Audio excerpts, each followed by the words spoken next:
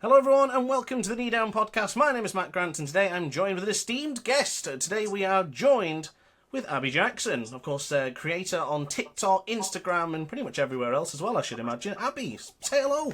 Hello, thank you very much for having me today. Yeah, cheers. It's an absolute pleasure. I have wrote quite a bit down to speak about today because you have a lot of bike knowledge and I think we should tap into that today for the KneeDown podcast. And also to ask about your experience at Silverstone, because you just came back a few days ago. Silverstone fun? Yeah, so I got back on Monday. I think it was like my fourth or fifth year in a row of going. It was actually a bit of a different vibe this time around, but it's always amazing going to Silverstone. But the way Silverstone's laid out now, obviously they're building a new go-kart track right in the middle. So everything that was in the main fan zone area has now been shifted to a completely different part of the track. So I definitely got my steps in over the weekend. I've never done so much walking on a MotoGP weekend. No, it was, as always, it was such a good weekend. Really good to see loads of friends as well. And yeah, it was a bit of a party one as well. So it was good fun. I enjoyed it. How many steps did you do out of curiosity? I think I peaked on one of the days. I think it was the Friday. I hit like 28,000. God. Silverstone's not small as well, so walking around that takes a long time. Exactly. I was one of the unlucky ones, I guess you could say. I was there at Silverstone 2018 when they cancelled the race. And I walked around the whole breadth of that, just spending like I had millions of pounds just on merchandise, because there was nothing else to do. Yeah. Walked away home with like 5 bags of shopping and merchandise, and the entire thing obviously got cancelled. So I was a bit disappointed. So yeah, and Tito Rabat got badly injured too, so it was a proper double whammy of negativity that day. Yeah. And so yeah, that was my last experience at Silverstone. Hopefully next time I go, it's going to be better. So yeah, well they've moved it back to August for next year, so hopefully they things will be have, better. yeah. So it should be nice and sunny again. Yeah, Well, I saw something sunnier. that was I think there was something like 22,000 fewer people than there were last year because they've moved it to May, which was just Wow. insane. Yeah. And it is rather expensive too, isn't it? But I guess we'll get to that later. Yeah. So before we get to that, and before we really delve into the MotoGP side, let's talk about Abby Jackson. How did you first get into MotoGP? What was it about it that brought you to it and really made it the sport that you want to get involved with?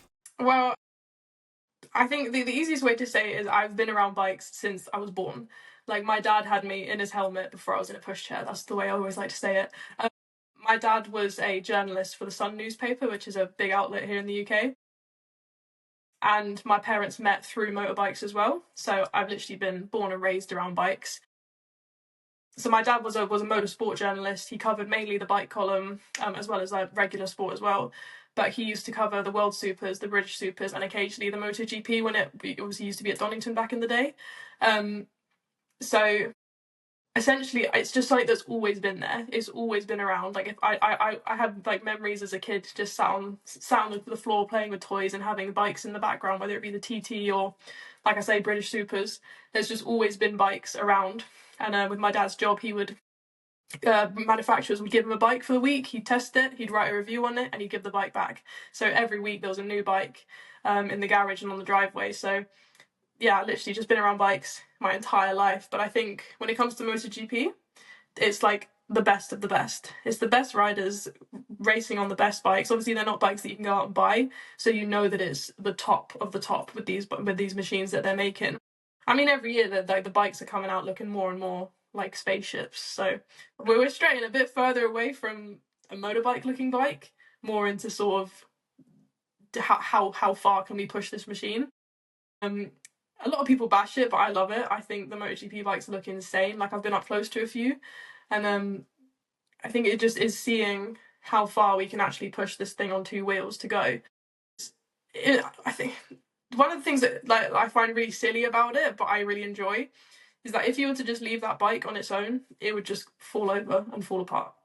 Like somebody has to maneuver that machine to make it go, 200 miles an hour. So at something so fragile can be pushed to the absolute limits by a person, and that's what I think I love is like seeing these guys who can just jump on it and take this machine around a track at X miles an hour and just go for it basically. Yeah, it's absolutely ridiculous. I always have a distinct quote from one of my good friends. He's actually one of my moderators and designers, Sergio23. I was of the the same vein originally that I thought the bikes look silly. They've lost that identity. They don't look as good as they used to. But it's prototype racing. This is, as you say, this is the pinnacle of bike racing. It's not meant to be Superbike 2.0. Yeah. It's MotoGP at the very top level. Yeah. And when you think of it that way, we now have so much innovation, so much design, so much electronics. Everything is just beyond what Superbike and British Superbike and everything else is. That's why it's that it has that prestige. Exactly, yeah. But I completely agree. I'm actually now on the point where I really like the way they look. They look fierce, they look menacing, and we're going to get down votes here from you and I because we like it and the majority says no. But 2026, 27, things will change, but I don't think they'll change dramatically. I think the air will just be reduced, let's say. Yeah, I mean, I did a bit of a study about it a video about it last year. The changes that they're making to the aero, it's not drastic either. It's like 5mm per side off the back aero, and then they're pushing the front back like 5mm as well. So in terms of like looking at the actual like shadow of the bike, they're not changing loads. They like you wouldn't be able to tell just if you to put like the same livery side by side. But it'll definitely come across in the performance in the next few years, I do think. Yeah, I think the fans' expectations for the aesthetics of the bikes is a little bit ambitious, but. And to be honest with you, as long as the racing's good, I don't really mind what they look like. They could look absolutely hideous. I mean, the baggers are coming to MotoGP and they don't look nice, but they did provide some good racing, so that's all that really matters to me. Exactly. And I remember, I think it was Silverstone 2021, I want to say, can't really remember, when Grassini brought out the rear wing for the first time, or like having the sort of the rear aero for the first time. And it was like the red against the blue, so it looked like a dragon or something. And I just remember sitting at Village thinking, that looks absolutely ridiculous. But then they went like fastest in like 3 of the sectors. So I was like, maybe I shouldn't bash it. Like, it works. Yeah. It looks ridiculous and it works. But the one aero that I can't stand, and I will stand on this, I think the KTM like full-blown DRS wing just looks ridiculous. You don't like that? No, I don't like that one at all. But I think the other ones look cool. There was an Aprilia one which was absolutely hideous.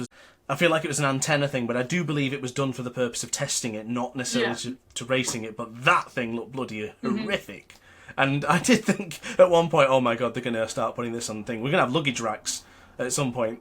That's how bad it's going to get. So I know the answer to this question anyway, but for the viewers who don't, you do happen to ride yourself. Tell us what bike you ride and how your riding experience has been changed over the years and how much you enjoy it. Yeah, so I've got myself a little MT 125, little Yamaha. I got my CBT license in October last year, and I didn't admit it for a long time, but I actually failed my first one in August last year. Obviously, you can't fail a CBT in the UK, but they can not award it to you. And I didn't get it the first time. I was absolutely gutted about it, obviously, because, bikes, I live and breathe bikes. I wanted to be good at it. And then I went back in October and redid it. And I passed that time.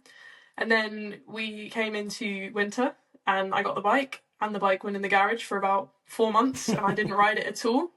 And then the first time I took the bike back out, I dropped it, and I was so mortified and embarrassed about it. And I put the bike back in the garage, and I was, like, I say it now, I was so close to selling the bike. I was so close to just like hanging it up already and being like, no, I hate this. I'm never going to be able to ride.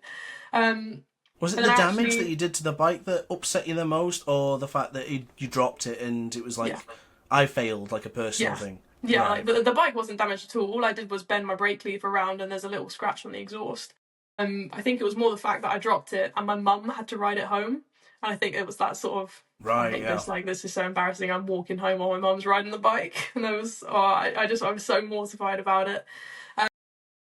So I put the bike back in the garage, didn't get on for ages, but then I found a lady local to me who's a riding instructor, and she is just the most incredible biker woman I've ever met, and she just changed the game completely for me. Like, she's given me this newfound sense of confidence and competence, so I'm so much more confident on the road now, and I can actually ride. Like, she's not just teaching you to pass a test, she's teaching you to ride, and she's absolutely amazing. And she's scary, she's strict. Like, if you do something wrong, she'll tell you about it, or she'll say, why did you do that? Like, she'll actively make you think about why you did that certain maneuver in that way. And she's just genuinely, I owe my riding career to her, I'm going to say. So in terms of like actually actively riding, I've only been riding probably since February, March. But I love it so much. Like, even when I'm in my car now, all I want to do is just be like, oh, I'd rather be on the bike now. I'd rather be riding. Like, sun's out and I'm sat in the car. I'd rather be in my leathers on the bike.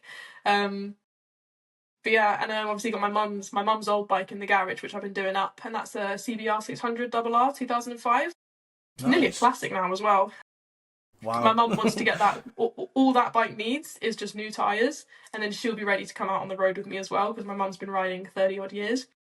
So we're just sort of waiting to get the tyres sorted, and then it'll be my mum and I riding together. So yeah, me on my little 125, my mum on the big 600. That's fantastic. So it's a perfect little duo, yeah, it's good. So you're technical as well then? You'd work on the bike, you're happy to do things like that? No shying away from anything that is, I don't know, it's going to be a little bit more... I mean, I wouldn't know much, I don't know too much on the bike side, technical side, so I'd need someone with expertise. I wouldn't be able to do anything like that myself.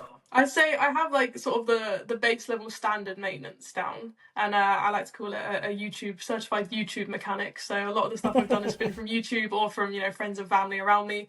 But I do now actually work in a bike shop, so in a bike motorcycle parts and spares. So all I do all day at work is answer people's questions and about parts and spares and things like that. So I sort of have to know what I'm doing in a way, because that's my job in like away from all the social media. My real job is knowing how a bike works. And when I first started, I remember in my job interview, they put like schematics on the table in front of me, and they just said, "Oh, can you name any of this?" And I was like, "No." Let me just get YouTube up. Yeah, let me just quickly double check that. But no, I think working in the bike shop, I've picked up things so quickly. Like I've genuinely upped my knowledge so much just from hearing conversations in the office around me and things like that. So I think I've definitely upped my knowledge recently.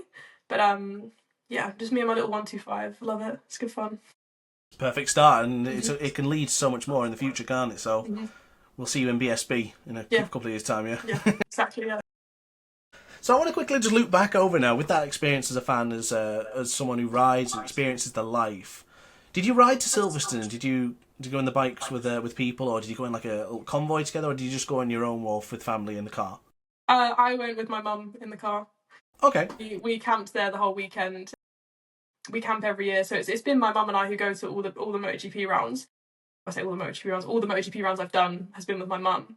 And we just camp every year. We're sort of season campers. We've been through the blistering heat and the pouring rain and thunderstorms, so we're sort of just used to it now. Like, no matter what the weather is, we'll take it as Silverstone, because Silverstone has its own microclimate. Like, it'll be, you go to the next corner on the track and it's raining. So yeah, true. You just got to deal with it. Honestly, it's the easiest thing to say at Silverstone. You just got to prepare for anything. And you had the Woodlands experience, right, with the nice big stage, the arena. That's not an arena as such, but it's like a tent with the music in it. Woodlands, so now we're asking questions. So that one, dead honest, I snuck in. I wasn't supposed to be at that campsite. Snuck in. Because somebody said, "Oh, they're doing a silent disco there." And I was like, "Oh, silent disco, I am there." So snuck in with some friends there. I think that's probably why my steps were so high on that day, was because I was just dancing and jumping around all night. What were you listening to? Oh, I don't know. I can't remember. If I'm honest, I can't remember. But It was silent. yeah, exactly. Well, the headphones were like tuned in. It was almost like a radio station. You could change the channels. So everyone who had pink headphones, it was like one song, and everyone who had green lights. Oh right, okay. Song. It was such a good experience. And then whether this is like podcast allowed or not, I ended up getting back to my own campsite at 7:30 in the morning on Saturday. So it was a long night. Yeah. So, oh my goodness, I'm tired just even thinking about that now, because then you got to go to the track and get to your favourite spot and then waltz around there for up and down. Because I guess you took some footage and right stuff, didn't you? Pardon? You got some footage? I've seen on like an Instagram. You got some pictures of the bikes and things like that. And yeah. So if that was 7:30 in the morning, you would have been tired and just winging it all day. Yeah, pretty much. I was tired. I like that strategy. Yeah, a little bit of a headache, but bit of Monster, bit of Red Bull, and I was. I was going to say that. I think it was like the adrenaline of being around the bikes. It just like it keeps. Yeah, it wakes you up. Yeah, exactly. And the craziest thing about Silverstone is in the Woodlands area, no matter where you are, even coming up to it, you can hear the bikes from everywhere. Yeah. Even the Moto3 bikes, and I think a lot of people forget how loud the Moto3 machines are. Mm-hmm. I think even on the TNT broadcast, Hodgson and Having Emmett said, "Bring earplugs." It's like sacrilege to many people, that. But sometimes I can understand it, because if you've got a headache because you've been partying all night since 7:30, it's likely you will need earplugs at some point. So I do get it. But going up on the run up to it and hearing the bikes is just a feeling inside that just makes you feel warm and fuzzy. Yeah. Yeah. Did you feel like 7:30 when you had to wake up from the tent looking rough, let's say? Yeah, looking a bit rough. I was just there like, oh, where's the bikes? Give me the bikes. I was like, yeah, I just need it. Like, let me just hear those engines and I'll wake up a bit. It's like my caffeine. But no, like you say about how loud the bikes are. I've always found the Moto 2 like is the hardest one to listen to, because there was one year I was sat at a village and the bike sort of like came past and round behind you. I was honestly sat in the corner just like, this is too loud. This is like, my ears were properly hurting from it. So now I do bring earplugs and things like that, and because I'd rather, be able to hear what I'm doing. I need to hear what people are talking about at work in my real job to. Yeah, no, I totally job, agree. So. I'm one of those idiots to listen to my music on like full blast, or I play games with my headphones on full blast, and then I realise, why can't I hear the smallest of sounds? Yeah. So I guess it's a punishment for yourself. But I remember a couple of years ago I was collaborating with BMW Motorrad at Motorcycle Live, and it was when they introduced the F900RRs. They had that on a stage and they revved the living hell out of those bikes. And I remember standing inside the enclosure in Birmingham, listening to this bike echo and scream. I thought it was amazing. But the amount of people covering their ears thinking, oh, that's too loud, that's far too loud. I'm thinking, brilliant. Do it again. Do it again. Let me take it home. So I think for the experience of being there at the fan and just listening to that bike, I think I would rather go through the punishment and let my ears pop whilst listening to the Triumph 765 engines, because they are amazing. Yeah, definitely. And the Moto 2 race absolutely stole the show, which I guess I'll ask you about in a moment, because next thing to ask you, Abby, is highlights from the weekend. Your personal highlights and highlights from MotoGP in general. What's your talking points? Personal highlights. I'm gonna be all like mushy and say like I got to catch up with a load of good friends of mine that I've not seen in ages, so it was good to like catch up with friends, especially like at a racetrack, and these are friends that I've made through racing, so it's good to catch up with people there. I think in terms of like the actual racing, I'm gonna say that was the best like Silverstone MotoGP I've seen in person in a long time. Probably agree with that. I think having all I don't know how many riders went down on the first lap. 4 riders went down, and then all 4 could start again. I've not seen that in a long time, so I was just sort of that took me by surprise, and it was almost like a nail biting on the edge of the seat, especially because I think it got dusted over way too quickly. Fabio coming back out of the pit lane to rejoin the race, like obviously when they did the restart, he so nearly didn't make it back out. He crossed the pit line, the pit lane line, with like a millisecond to spare, and if he hadn't have made it back out, he wouldn't have been able to start the race. And I just think I didn't see that. At least I don't think the TV camera caught it, possibly, but I didn't see that. It was insane, and then everyone just sort of like went, okay, carry on. And I was like, he nearly just didn't make it out the pit lane. Are we just going to gloss over that? No, but I loved, as stupid as it sounds, Marquez headbutting the things, the barriers. That was brilliant. That was so good. And I think just like the first like lap and a half in general, that was crazy. I've never seen anything like that. So yeah, I think the main race did steal the show for me, and that's probably the main highlight. You watched all 3, did you? Moto 3, Moto 2 and MotoGP, or did you have to... Yeah, you say... And the super stocks as well, and don't forget the super stocks. Legend. I wasn't sure if you even stayed that long. It's not too far away from you, though, is it, Silverstone? Silverstone is about 100 miles for me. Okay, it's massive for me. It's going to be like 3.5 hours from up here in the northwest of England. So in the past it's been leave towards the end, but I never like the structure change because of them accommodating for F1. I mean, I'm not an F1 guy. I don't care. I'm just all bikes. So for me, I hate the pattern. My routine has been messed up from Moto 2, MotoGP, and Moto 3. But you know what? It bloody worked, and it was bloody great. Yeah. That Moto 3 race was absolutely sensational. It was good. It was really good. To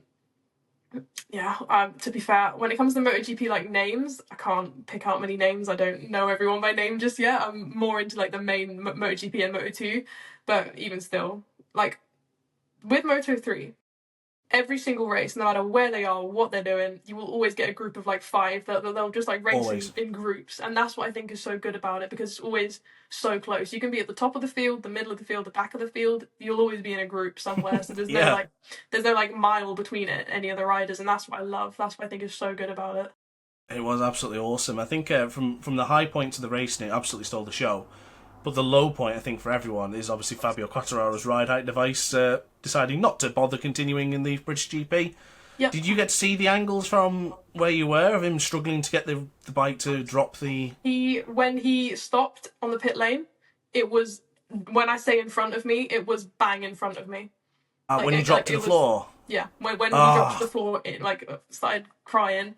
That was directly in front of me, and that was just heartbreaking to watch. It was absolutely heartbreaking. Like, you just felt so bad for him. Definitely. And obviously when he went off and he sort of sat by the wall for a bit, and his Tomo came over and gave him a little pep talk. Saw all of that as well, and obviously I hated the fact that instantly he was sort of sat there against the wall. And you could see from the other end of the pit lane, there was just a camera crew and photographers coming running down to try and capture it on camera. And I was just thinking, I understand journalism, I understand media, but this guy is absolutely devastated here. Just give him a little bit of space at least. And that's why I really like the fact that his friend like covered his face for him. And just the whole event, it was so heartbreaking. It was so upsetting. Yeah, there's just zero privacy for these riders, the way they just jump into their faces and just put them on like this pedestal so people can see them in every angle. Mm-hmm. But I was actually thinking, he was sat there in the Hamilton straight just holding position whilst he was obviously having a moment. I honestly expected him to get fined or penalised like he did in France again. And I thought, please don't, just let him have the moment, get him off the track. But the Silverstone Marshals, the way they handled the speed of getting Alex Marquez back up, although he was very critical of their clearance in that corner in general, Marquez getting back to his feet, and then of course clearing up the oil spill between Frankie and the wildcard Alicia Spargo. So it was pretty impressive. I don't know if he's caught that from where you were sitting for the Morbidelli Alicia Spargo, because if you were near the Hamilton Straight, you might have just been able to see across the Vale, right? Or were you in the middle? So for the Morbidelli and Aleix one, I didn't see it because it happened just round the corner, but we saw the bikes go down, and you could see them trying to clear it all up. And at one point they were trying to clear it up with blue roll or something, and I was like, great. Was that the oil to get rid of? Yeah, they were trying to clear the oil up with blue roll. And I was just thinking that's so British, isn't it? Yeah, exactly. Get some kitchen roll, we'll sort it. Yeah, but then even afterwards, so at the end of the day we did a track walk. The oil's still there, or the I don't know what to call it, the sort of the aftermath of the oil on the track was still there, and everyone was just taking photos with it, pointing at it. But it did some damage. It really did some damage to the track. Yeah, it's quite amazing how we didn't get that many crashes in that corner.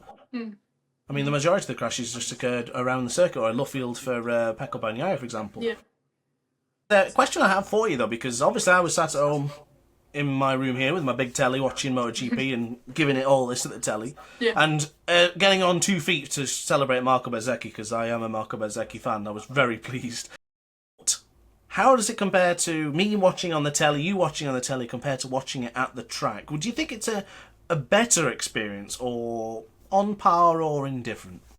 It's a hard one to say, if I'm honest, because obviously sitting at home and watching it on TV, you get the constant action. You constantly know what's going on.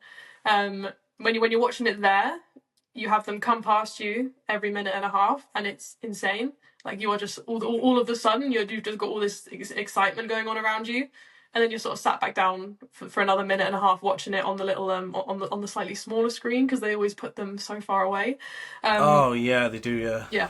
Luckily we did have 3 screens in front of us, but they just were just a little bit too far away, so you can't see the timings, which is the annoying thing. And I like to see exactly who's where. You sort of just have to tell by the colours, just see, that colour's there, that might be Alex, it might be someone else. So you're sort of guessing a little bit on who's actually in front until they come past you. So I think watching it at home on the TV, it's good because you get to see everything. But then being there at the track, you actually get the atmosphere. You feel the bikes go past, you feel it in your chest when they go past. So you have that much more, a better feeling, and obviously you can see it on the screen. So I would say being at the track is better, absolutely. And also you're at a track, so nothing beats that. Nothing beats absolutely.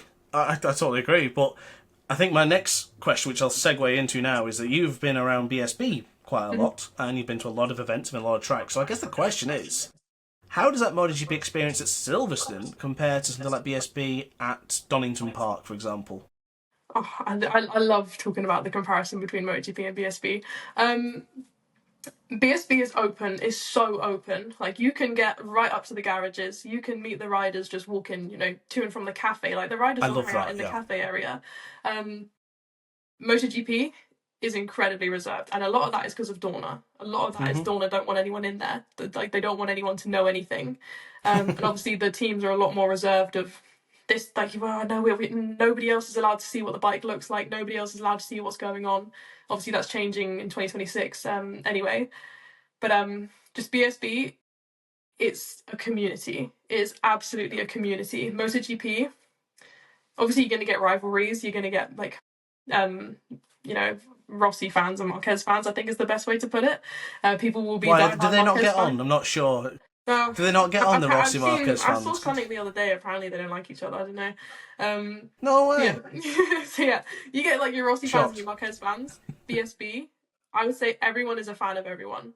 Like, it doesn't matter who's riding what bike or for what team. Everyone supports everyone. And I guess when it comes to the actual like machinery of it, they don't have BSB like doesn't have. I remember Shaky Byrne talking about it actually, how he did a few wildcards in MotoGP and then he got back on the superbike and he just said it was like riding something completely different.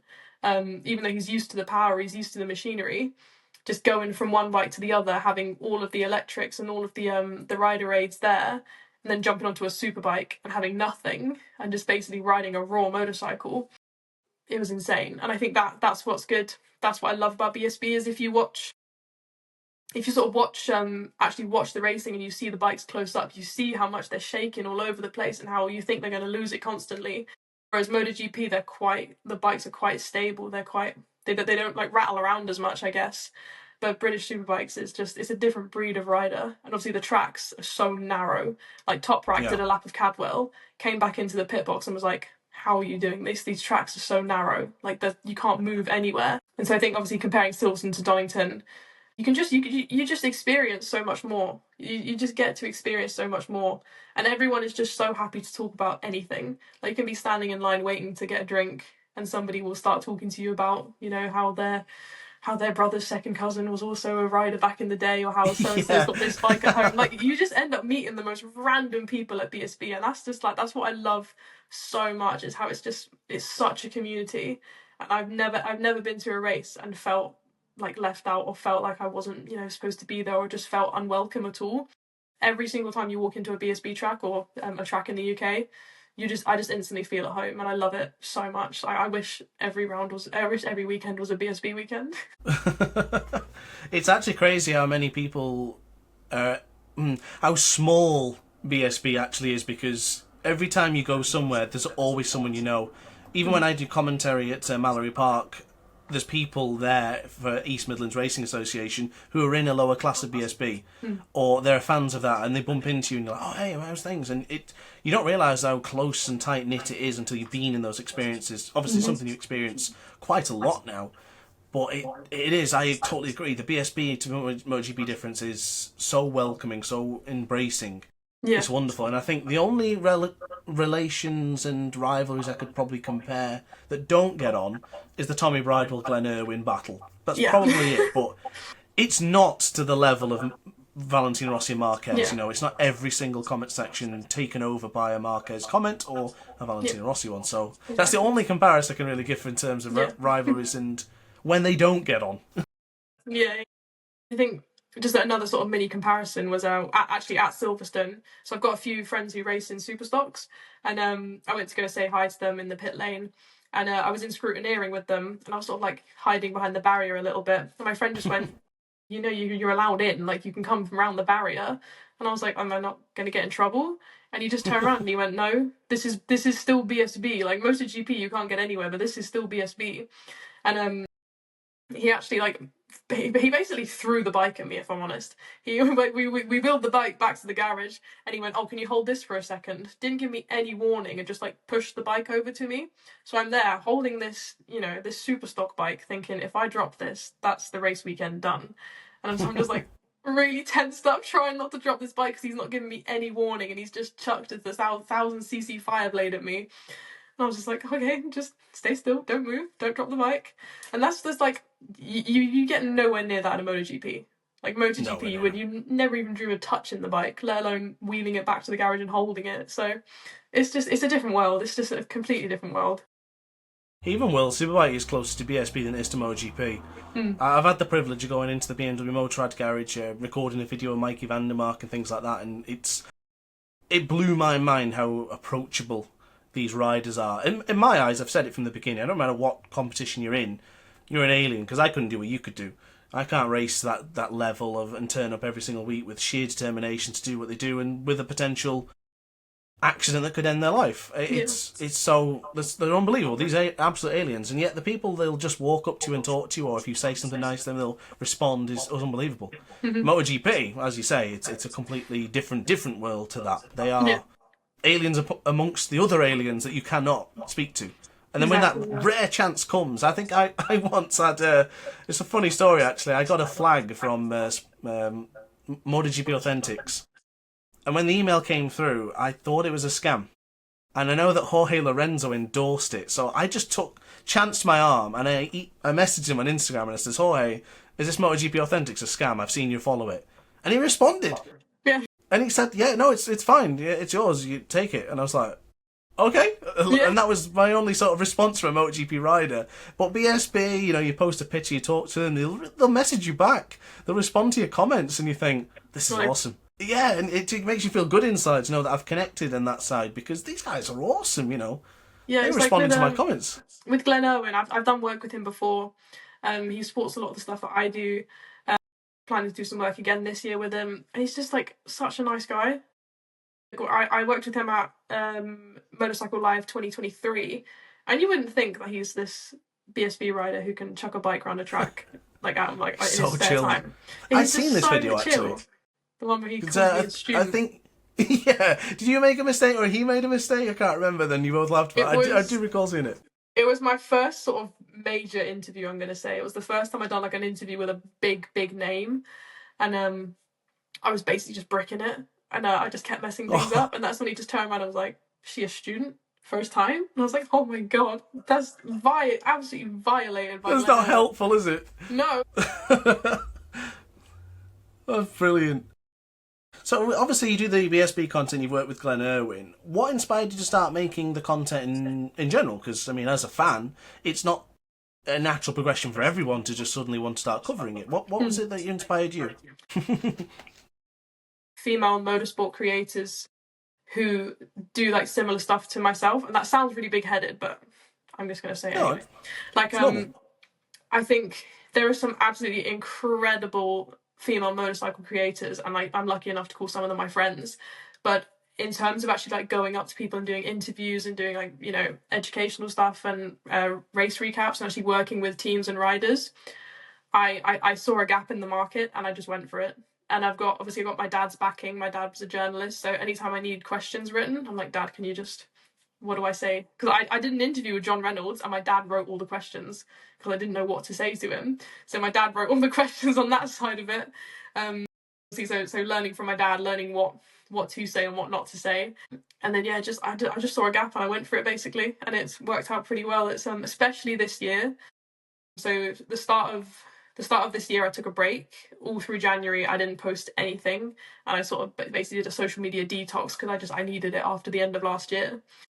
And I came back at the end of January, and since then I've just been non-stop posting, essentially almost every day, sometimes twice a day.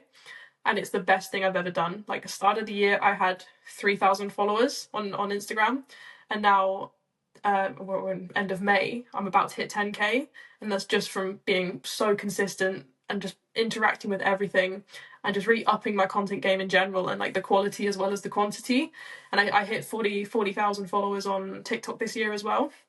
And that's literally just from being consistent. So I think the inspiration I had for doing it was just because I didn't see anyone else doing it. I thought, that's a gap, I'm going to go for it. And it worked out pretty well. Like sometimes the content I do doesn't go very well, because especially on TikTok, people don't like bike content on TikTok as much as they do on Instagram. And I don't know if that's because TikTok sees it as dangerous activities and all that.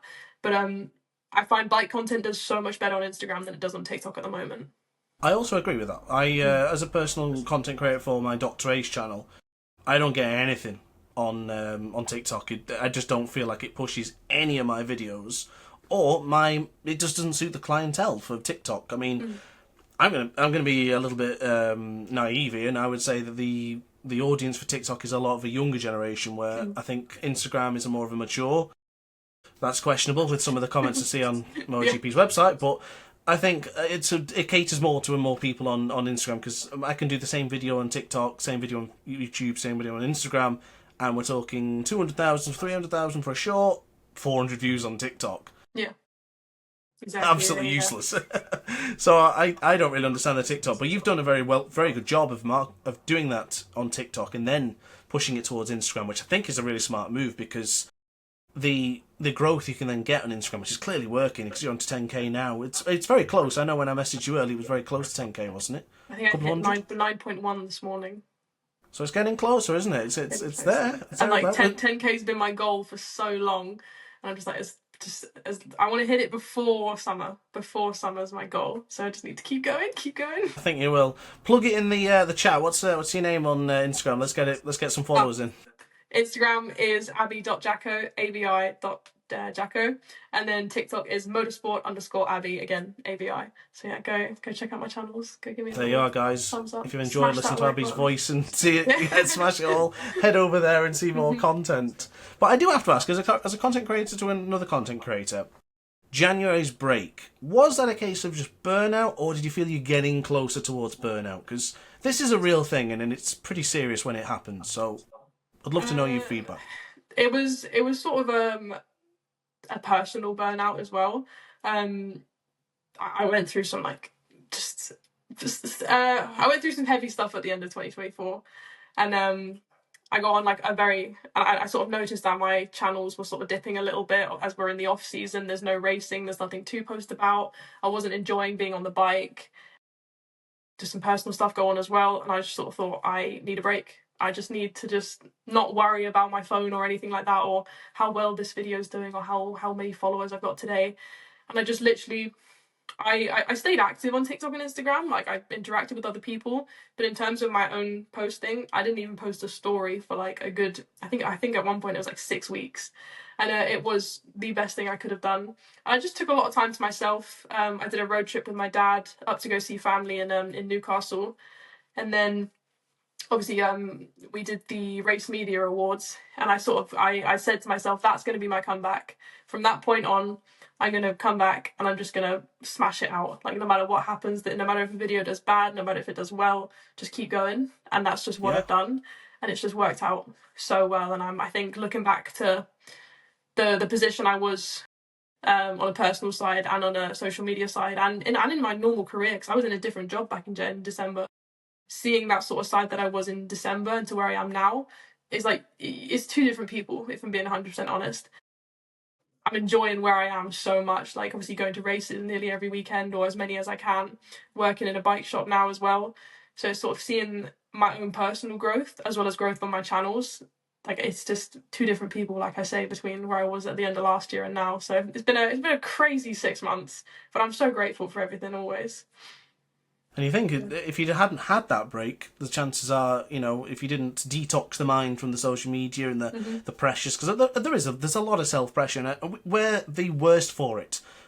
It's not the viewers or the people who put that pressure on you, it's yourself. It's your own pride and self-preservation to say, I want to get this good video, I want to do this. And you can't help yourself to look at the numbers. You can't help to see who's responding and things like that. But it's so important to just say, I know my limit is coming up. It's time to have a couple of days off, do something you enjoy, and then get back to it. So I actually fully commend that. And I think it's proof is in the pudding, isn't it? It's worked.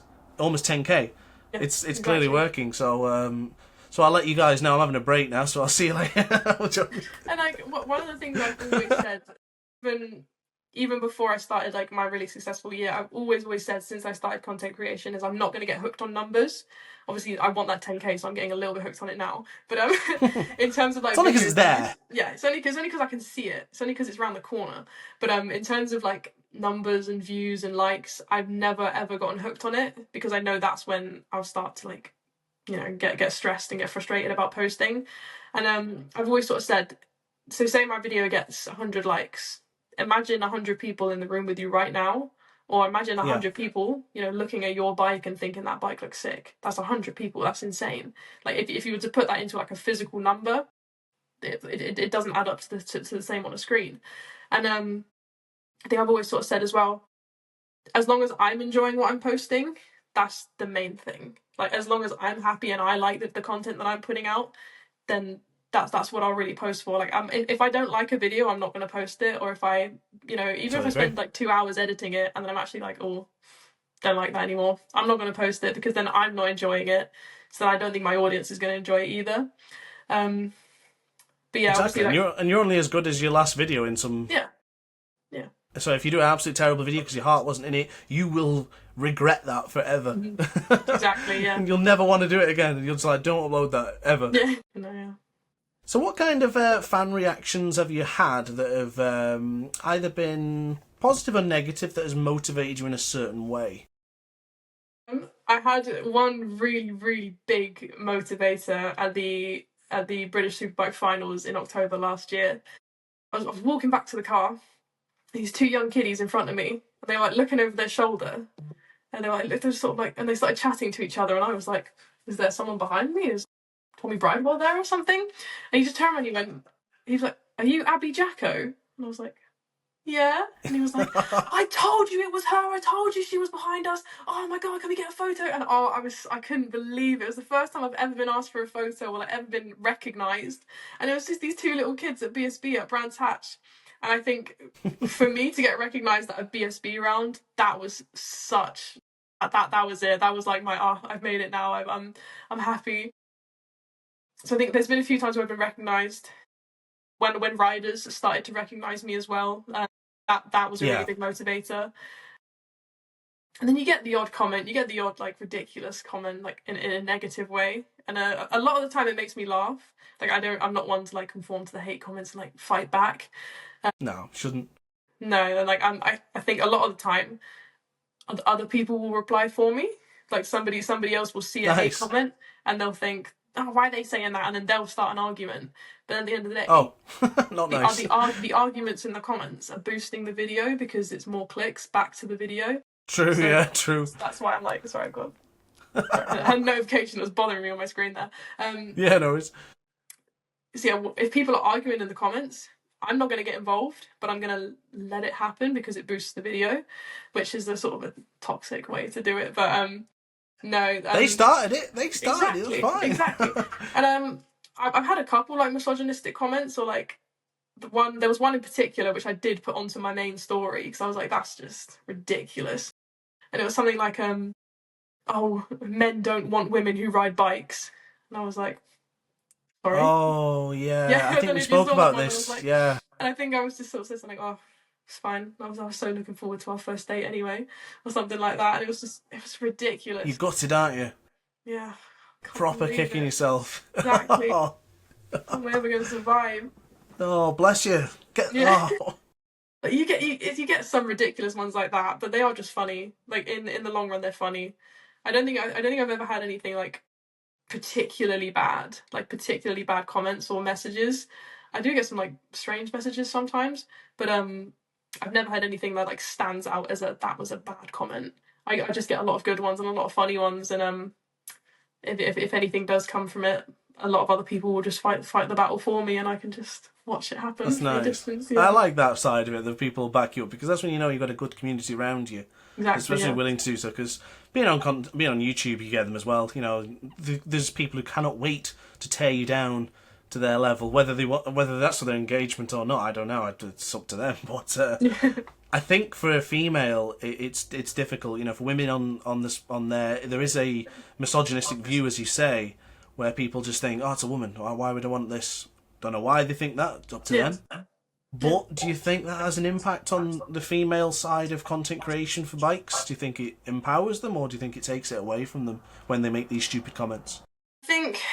I think it definitely will put a few people off posting videos, and it definitely will put a few sort of, I think a lot of like the younger audience or the younger girls who are looking into starting their bike journey, I think it will put a lot of like younger people off.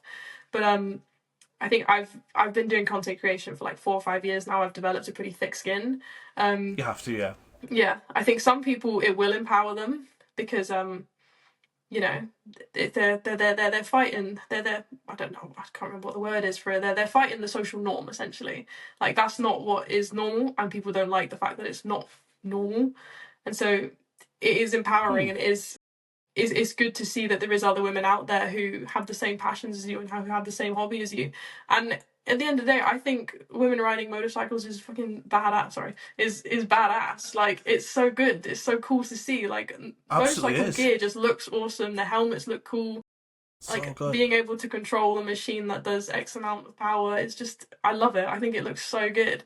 I know there's some creators out there who I just fangirl over so much, and like it's great. And then like sometimes they'll reply to my comments or they'll message me, and I'm like, oh my gosh, she messaged me back. Oh my goodness. There's a few people who have followed me back, and I've just like fangirled almost instantly. But you know, it's good fun. That's awesome. I mean, I especially like the women's scene of that because the more the better. Get everyone involved with it. It's great. But I really like the women's championship racing in the World Superbike. What's the name of it? Is it World Championship Women's World Championship Racing, the WCR? Something like Women's World Road Racing Championship. It had a weird name, but I just called it Women's MotoGP. Just Women's MotoGP was the easiest way to call it. Yeah. Women's Superbike, isn't it? I mean, but the racing, that's fantastic. Like last year's finale between Herrera and Carrasco was brilliant. Mm-hmm. It was absolutely amazing, and I thought to myself, I'm one of those people who likes Moto E as well, so I'm probably more open to things when it comes to bikes. But I thought it was absolutely brilliant. Some great racing and tactical to try and win championships and things like that. So I think the shift is definitely changing and it's becoming more equal. Yeah. But I say bring more ladies to MotoGP. Yeah. Bring more ladies to bikes. Bring everyone. Yeah, bring the friends. Exactly. Bring everyone to MotoGP. Makes our lives easier. Yeah, exactly. Mm-hmm. I do think in MotoGP, I don't think they're doing enough to actively fight like any misogyny or anything like that. Because obviously Formula One, they're starting to get good at it with F1 Academy. Obviously W Series was a flop. But F1 Academy is actually starting to break grounds, and all these teams are coming out with they're coming out with these programs for that'll support women through karting and through the early days of racing and potentially up to Formula One. That there's none of that in MotoGP, I don't think, at least. Like there's no teams or there's no manufacturers that are backing like women's racing or getting more women into bikes, and I think that's what I'd like to see more of. And I think once we do start to see that, it will just have a bigger impact, and it will actually, we won't see as many negative comments. But I think I just want MotoGP to just do a little bit more, just a bit more into it would be good. I think we're closing in. We're closing in because we've got proper teams signing real life talent. Anna Carrasco's now part of a proper team as well, and Maria Herrera, Beatrice Neela. There's a lot of riders now who are actually getting factory supported teams, and we're getting there. It's baby steps, isn't it? And we've got some fantastic people in the industry. Fran Wilde is excellent. Susie Perry's been there forever, and we just keep getting these more great personalities in the pad. I think eventually it'll happen. So maybe we just need Abby Jackson to make it to MotoGP. Exactly, yeah. That's what it is. Yeah, that's the secret. Doing something that Susie Perry does or Grace Webb, for me, that's the end goal. That's what I want to do. That's what I'd love to do. Or I've always sort of said the main dream would be to do the presenting in BSB with Shaky, doing like the TNT stuff. Nice, yeah. Like alongside Shaky Byrne. That's the ultimate dream. I just think that would be so good, so much fun. About the same for me. I've always wanted to be a commentator for the World Championship. I've done commentary, as I say, for club racing and esports and things like that. But I'd love to do proper commentary for World Championship season, or even national for like some BSB. That would be absolutely bloody wonderful. But we'll get back to my dreams another day. It's not about me; it's about you. So speaking of you, I think it's time we shake things up a little bit and have some quick fire questions. If you're ready. Oh God, yeah, let's go for it. Yeah, you ready? Mm-hmm. So, without hesitation, is this like a quiz? Is like a quiz, like testing my knowledge, or no? Just questions, just basically from you, just straight from you. Your opinions. That's all that matters. Yeah. So first and foremost, favorite MotoGP track to watch? Either at the track or just on the TV. Is it Silverstone? I love Sepang. Okay, cool. Dream paddock past. Who would you hang out with? Marc Marquez. Yeah, yeah. You do like Marquez. I just remembered. Yeah. Dry race or wet race? Which do you prefer to watch? I like the wet racing. I do enjoy the wet racing. Okay, cool. Johan Zarco for the win. Yeah. I think I know the answer to this question, but I'll ask anyway because I've written it. Pick one rider to win the title this year, and why do you think it's Marquez?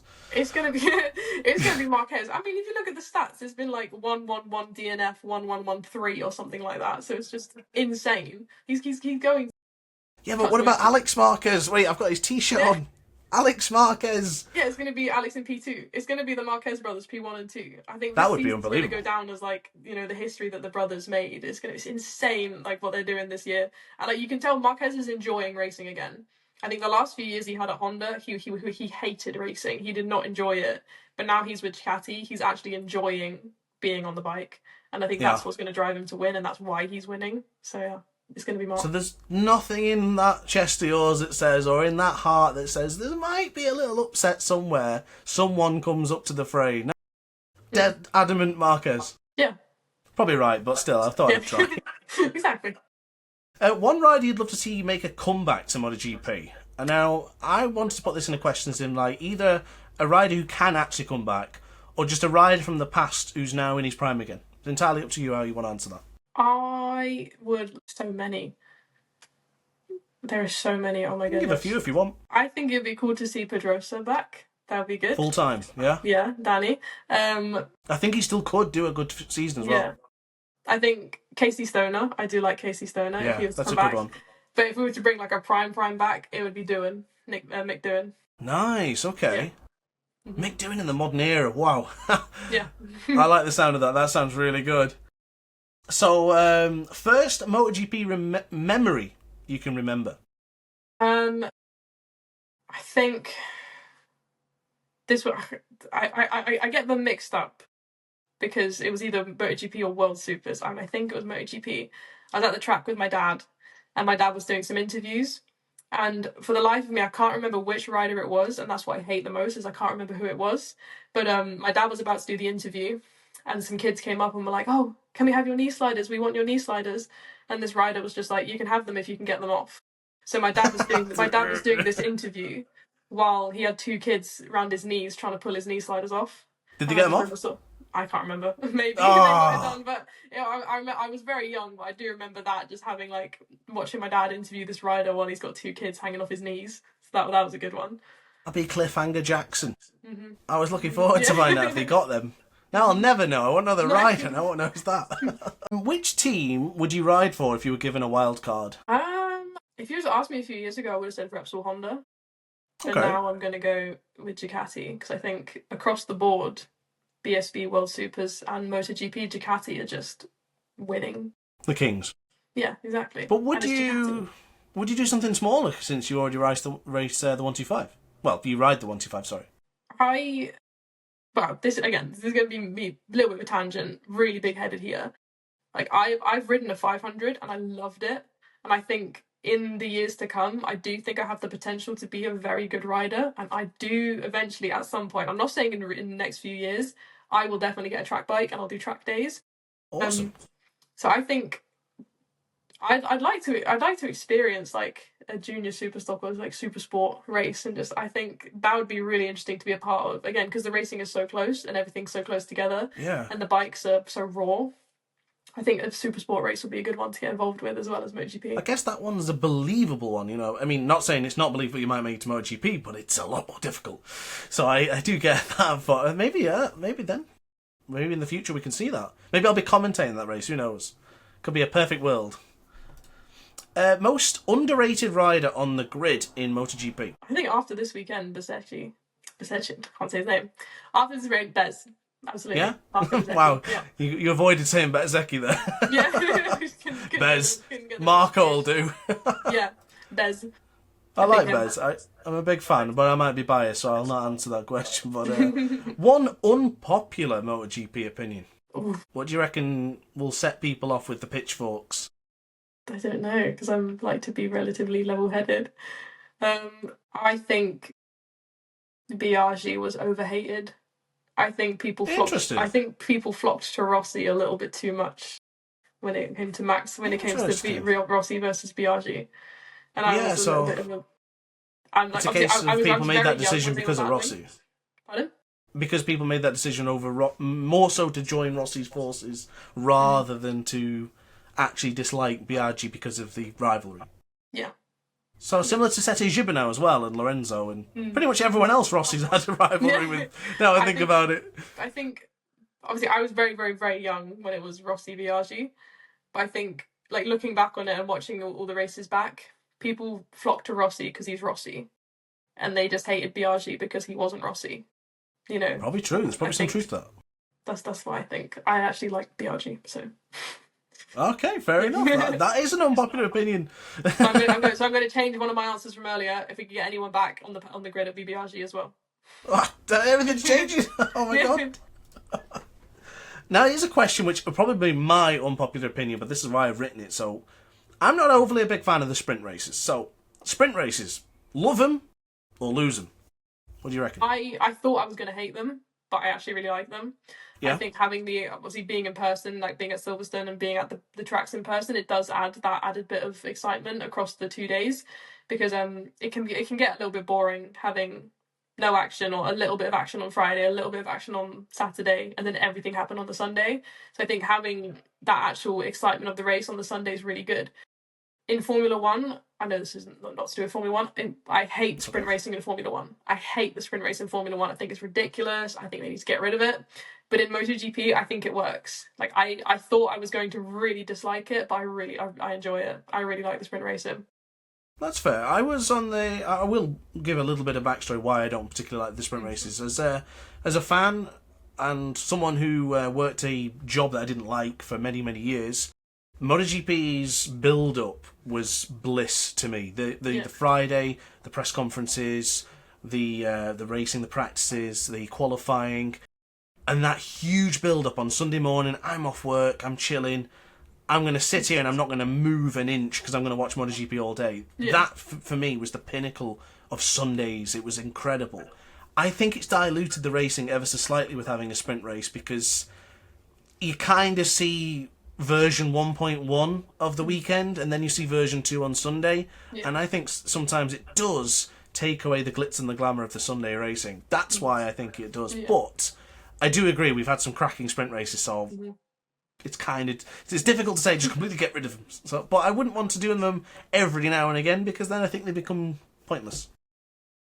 So that's the reason why I wanted to bring that up. But here's an interesting one for you, because with you being an artist in your own way with your content creation and designers for things like thumbnails and stuff like that, helmet design, who would you say has the best helmet design in MotoGP? I do like Fabio's helmet, and I always El Diablo's the devil in that. I think the El Diablo. Oh my god, I can't get the words out today. It's been a long day. El Diablo helmet. I think that's one that, like, somebody will buy a replica one and you'll spot it from a mile away on the street and you'll instantly know that's Fabio's helmet. So I think. Would you buy a replica of it? No. You wouldn't? I wouldn't buy one for myself because I got a black bike. I think you need to have like the bike and the suit to go with it. Even though I do have a custom helmet already. Yeah, I think Fabio's got the best, because obviously when he got his head down, you can just see everything. Yeah, it does look good. Obviously, you can never beat the Rossi helmets. Like, Rossi just had the best helmets, full stop. But I do think at the moment it's Fabio. That's fair. I like that too. I think I do agree. I think Rossi's helmets are it transpires from just being a helmet for someone to race to an active piece of clothing wear for people to buy and replicate over the years. But a personal favourite of mine was always Lorenzo's and Ben Spees. I always loved those. I thought they were amazing. I think Leish does good ones as well. Yeah, I quite liked the other one from a few years ago with the little 41s and then the Max and Mia on it as well. Yeah. It's really cool. It's a nice touch. Yeah. It's cute, isn't it? And I guess final quick-fire question. If you could swap lives with one rider for a weekend, who would it be? I tell you what, I'd probably be Jack Miller, to be fair. Okay, cool. Jack Miller, because he's always out, like, doing dirt bike racing or out on his dirt bike. Or he's just like, you'll open up his story and he's just doing the most random thing. So I think Jack Miller for a day would be pretty fun. Jack Miller's one of those guys who just has fun, doesn't he? Yeah, exactly. I think I like that idea. For a future Abby, thinking of in the future, what circuits would you like to visit next? Are you thinking more something in Europe, or would you go really far out for something in the future for MotoGP or even World Superbike? I would love to do Assen. I think that's just one of the tracks that, like, even like if BSB are going back there for the first time in years this year. I think Assen is one that I'd want to do no matter what was there, no matter what racing was there. I've always enjoyed Sepang. That's one that I just desperately want to go see, and probably something like Phillip Island, something really far away. Yeah, that would be really Phillip cool. Island, but like, far away but exciting. So it's one that's going to be worth it. So I think those ones probably those ones. That's awesome. I think. Wait, you will be going to Assen then because of BSB? No. No. So I do as much BSB as I can, but there's a few rounds that are just like I can't do it in a weekend because at the moment I've been driving up after work on the Friday and then driving home on the Sunday night. So Assen and like Cadwell and Knockhill are ones that I just they're too far to do, but all the other ones are pretty much doable in a weekend. Right, yeah, I understand. I was thinking though of Knockhill. Actually, I was going to ask you about that because yeah, that is far, especially for you because you're in the southern part of England, right? I'm on the south coast. Yeah, literally the end of my road is the cliff, so I'm pretty much as far south as you can get.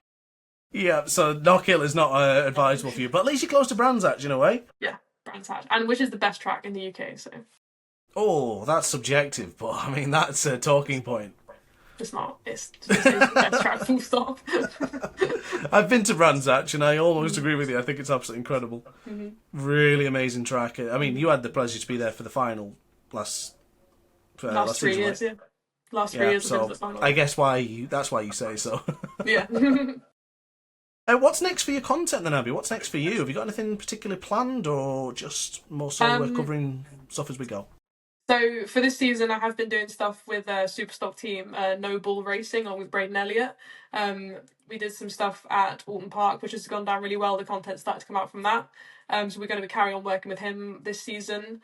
So that'll be what's next, Snetterton in June, which I'm really looking forward to because I've not been to Snetterton before. So nice. I'm really excited for that one. And Snetterton is a fast track as well. And it's actually the other day I fully committed to everything and I've already got my accommodation booked for Snetterton, Brands Hatch, both rounds of Brands, and Thruxton as well. So like there's no backing out now, I'm there. So it'll just be making as much content as I can across the racing this season. I've already had like a few riders from different categories reach out and be like, oh, you know, I'm really enjoying what you're doing. Like, would you be able to collab with me as well? And I've already said yes to quite a few things. So yeah, just sort of, in a way, just enjoying it and just winging it because I genuinely love the racing and BSB so much. Like, I don't just go for the content. Like, even though I'm working at some of these rounds, I don't just go because I'm working there. I go because I genuinely have that passion for the racing. So yeah, just enjoying it and just doing what I can with the content. And if I get some good videos, I'll post them. If not, then I had a good weekend. So yeah. That's fantastic. Oh, that sounds really good, especially when you put yourself in an environment that you enjoy. I know they do say that, you know, the work will never become. If you work in a job that you like, it'll never become a job as such. I don't know. My quotation has gone here, but you get the point. Find a job you love. Never work a day in your life. That's the one. See, at least one of us is competent. But yeah, I totally agree with that. You know, you're putting yourself in that situation. You're getting out there. You're meeting the riders. It's just brilliant, isn't it? And I like that style. Don't put the pressure on yourself. Just go out there, have fun, and you probably get there and you find something that instantly goes, I'm going to make content on that. Yeah, that'll work. Exactly. Perfect. Yeah. Mm-hmm. I really like that. And I guess final thing to say then, Abby, is any message to the fans tuning in on KneeDown? Anything that you'd like to mention, maybe for the future for yourself, something to keep an eye out for, or even a message to say, come along and join the ride? Anything you'd like to say?